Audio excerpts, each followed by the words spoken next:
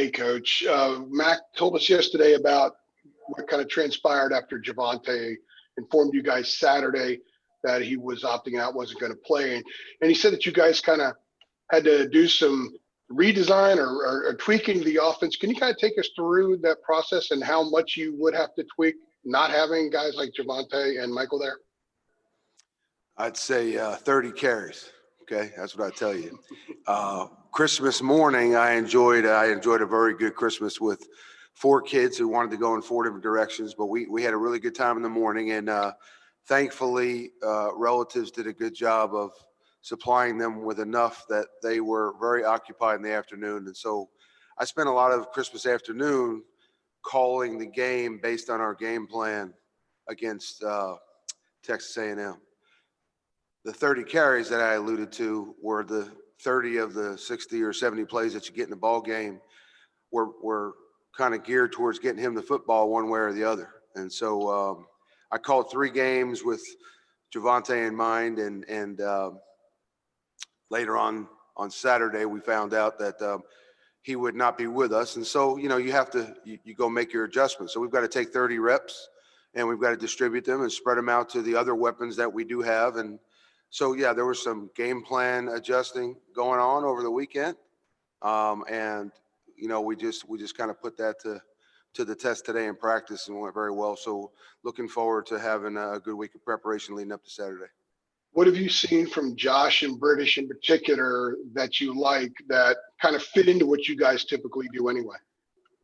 Well, I have said, I know Mac has said, Coach Gillespie has alluded to the fact that we love the running back room as a whole. I mean, we've got, there's 5 guys in there, great character guys. They're all very talented. 6 actually, 6 character guys are all talented, and 2 of them have tremendous speed. 2 of them are a little bit bigger and more physical, and it's a well-rounded room. They all know the offense real well. They do a good job pass protecting. What they don't have are all those reps that Michael and Javante took for us this year, and so they have the practice reps. And as I've alluded to in the past, our 1s and our 2s are our first. Our blue offense and our white offense get equal reps in practice. So they've had equal preparation on the year, so they know the system. It's just the game reps and the actual game experience against the live opponent that they don't have. And so they're gonna need to respond to that on Saturday. Thank you. Appreciate that. Okay, our next question comes from Pranav Rama. Go ahead.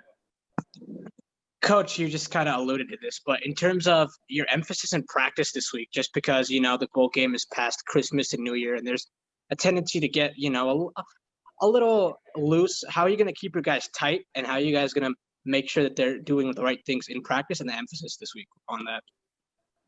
Well, if you ever come and spend time here, things are loose all the time. That's how Mac does it. So it's we're relaxed. We have fun in practice. We have fun when we're preparing. I don't think this week is any different. I think we're excited about the opportunity that some of the young guys are going to get. I'm excited to see them. I mean, you're fans of these guys. We spend every day with them, and you know that they're our future, and you look forward to watching them develop and watching them play. And we just have a scenario here where they're going to get an opportunity a little bit sooner. So you plug them in, and we're not going to change anything. I mean, we're going to do what we do. We're not going to reinvent the wheel here now. We still have 42 other guys that know the offense and are instinctive in the offense that we've been running and been successful with all year. So we're going to do what we do. We're going to plug the new guys in and keep going. Thanks, Coach. All right, let's go over to Alyssa Ray. Coach, what was your message to some of these guys in practice this week as far as having to step up, and what's their response been in practice, specifically the 2 in the backfield with Josh and British? Truthfully, I didn't address it at all. I mean, when we have an injured guy, I don't address it with the team. Occasionally, if Coach Brown feels like that's necessary, then he's the head coach. He'll do that. But from an offensive standpoint, if somebody is out, we plug in the next guy and we practice. And whether that be because of an opt-out or an injury or any other reason that would keep a guy out of practice, don't have the time to address it, don't need to address it. We just line up and go practice and prep for Saturday. And, I think when you handle it that way, you don't make a big deal out of it, it becomes not a big deal. And that's not to downplay the impact that those guys have had on this program over the last 2 years. We certainly all know that. But we also have a game to win, and we have guys that are going to suit up, and so we're going to move forward with them. Along those lines, how has Sam Howell responded to this? I know, 4 starters, but also 4 leaders on this team. How does he kind of try to get the no distractions in practice to keep everyone focused on the game? So I often think coaches are guilty of making this game a lot more difficult than it has to be. And I think we could very easily have made a big deal out of a little adversity and made a problem out of nothing. I think the only coaching that I gave Sam that he probably didn't even need, because he's mature enough to understand this now, leading the offense for the last 24 games. But the only advice I gave him and the only coaching I told him was not to feel like he has to go and win this game himself. The best thing he can do for our football team right now is to keep doing what he has been doing, manage the offense, make plays when he has the opportunity to make plays, and not go outside the front. The only time he's ever gotten in trouble at all, and it's been very few, is when he's tried to do more than he really needs to do on a play. And I think he'd tell you the same thing. And he hasn't done that in quite a while. And so that's really the only advice I gave him was, look, we need to stay focused and keep doing what we're doing. And, he just gave me the nod that he always gave me, and we go out and practice the way we always do. So it's business as usual right now offensively. Thanks, Coach. All right, let's go over to John Wilson. Go ahead, John. Hey, John. Coach, how are you? How are you, sir? I'm good. I was just curious if you draw on any of your experience when you faced Texas A&M during your time at Ole Miss that you can now apply to the meeting in the Orange Bowl. Yeah, I think anything we did wrong then, and we're just not going to do that now, right? This is a different team. Joking aside, this is a completely different team. It's the same offensive system, but we have different players here. There's a different emphasis. We are emphasizing different things in the offense. Some of them are similar, and many of them are different. And it's just like anything else. We have a different cast going into this Saturday than we've had all season, so we're going to play to the strengths of that cast. The cast I had at Ole Miss was different than here, so I went back just to see what Elko did against this X's and O's system, but I think he's going to spend a lot more time watching and studying and preparing for what we're doing here at North Carolina, and that's really the mindset that we have on our end as well. Thank you. Yes, sir. Okay, let's go to CL Brown. Go ahead, CL. Hi, Phil. You guys always seem to be in sync through the season on that opening drive. I think it finished with 8 touchdowns. I forgot.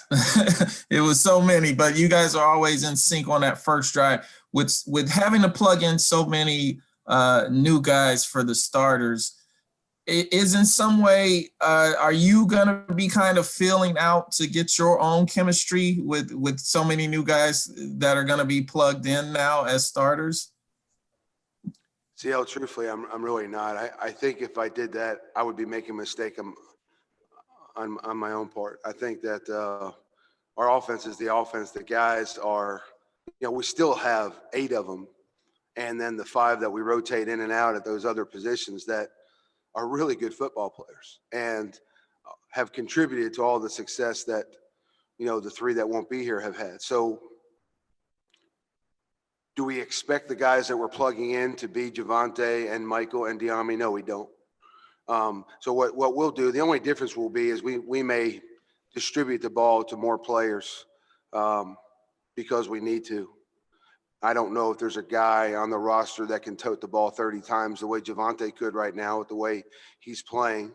And so, you're going to see more names and more faces have a role on Saturday. But in terms of what I'm calling and how I call it and when I call it, I don't know that any of that's going to change. To me, that's going away from what we do well. And you mentioned talking to Sam about basically playing within himself. Did you have the same conversation with Daz, given that he's been somebody who's provided a lot of big plays over the last couple of seasons, but him not also trying to do too much with Diami gone? No, I haven't had that conversation with Daz. As a matter of fact, I hope Daz tries to score on every single play he touches the football. You know, if he wants to take the team on his back and catch the ball for 200 yards and 3 touchdowns, be my guest. We could use as good a game out of Daz as we can get, and that really holds true for all our guys. Go out and do their job and give us your best effort. And if they're looking to overlap some of the production that we have lost, fantastic. The guy that's running the show, the one that's making the mental decisions, we need him to be as focused as he has been and to generate and execute the offense the way he has and let the athletes go make plays. Thanks, Coach. Yes, sir. Okay, next up is Ross Martin.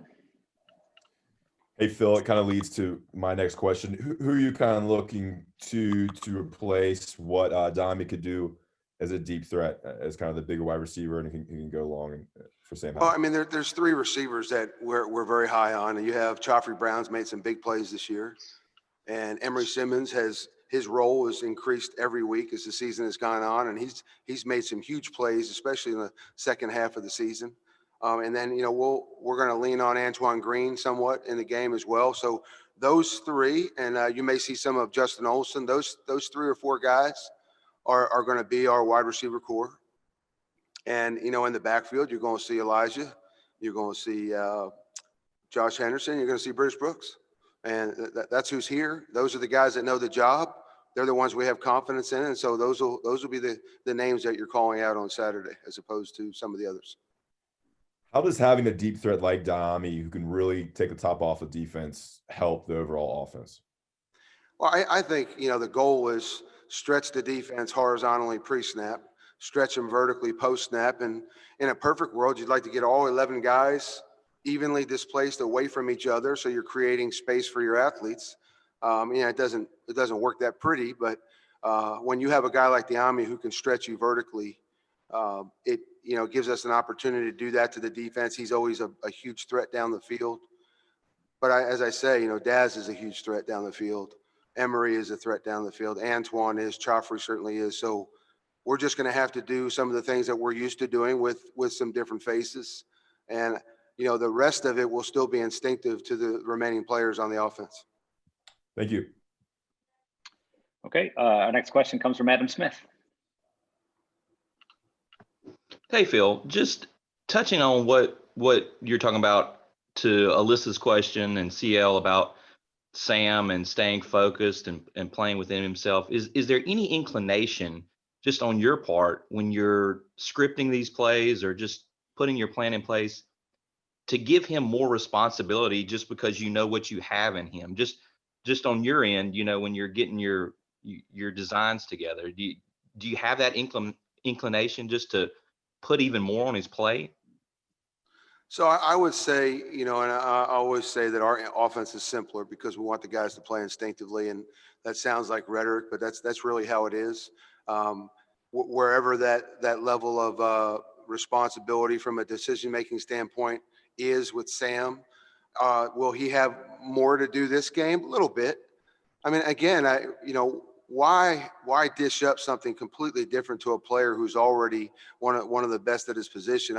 We're going to ask him to do what he's always done, and maybe he'll have a few more decisions to make with regards to, you know, it's a good thing he has more people to distribute the ball to.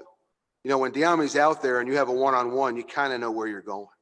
You know, now he's going to have to settle in and pick the one that is in the best one-on-one scenario and trigger the football, whether it be on a screen or underneath or downtown.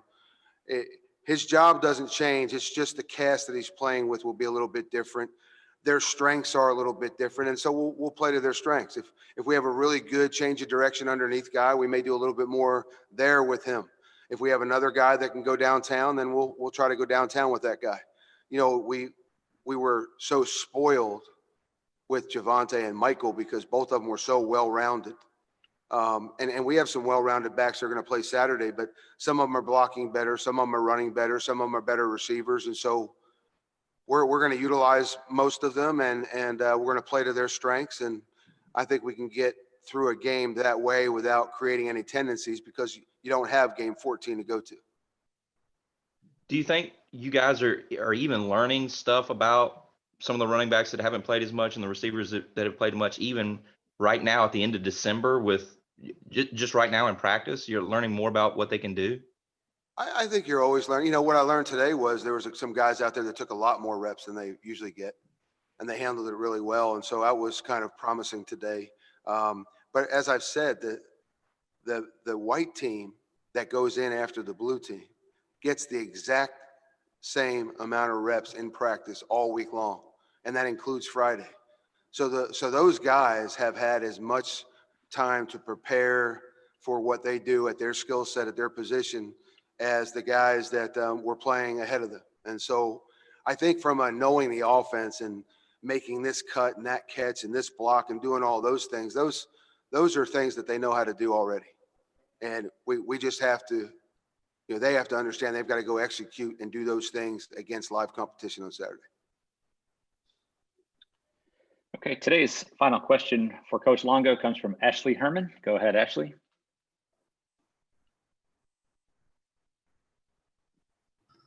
Sorry about that. Hey, Coach. I know Jimbo Fisher's MO per se is to keep the momentum going. Does your locker room message parallel that in any way? And if not, what's a view into your meeting mantras? Keep the momentum going is what you're saying they're doing today. Well, I hope we're doing the same thing. You know, we just discussed scoring. I guess we scored a touchdown on the first drive of 8 games. You know, we'd like to keep that going, right? We'd like that to be game 9 this Saturday. The momentum and really we want to stay consistent, and we want to continue to do what we have done all year, and that's try to be a week better for the next opponent. We respect A&M tremendously. They have one of the best defensive lines that we've seen all season, maybe in the 2 years I've been here. They're really, really good on the back end. The linebackers are excellent football players. So we're going to see one of the better defenses we've seen. We know that. We know where the individual challenges are. We know we're going to have to play physically. We know this will be one of the faster defenses we've competed against. So, I mean, you know, look, we know our job. We're well aware of what we need to do to win the game. And it's just going to come down to executing on Saturday to give ourselves an opportunity to win on the offensive side.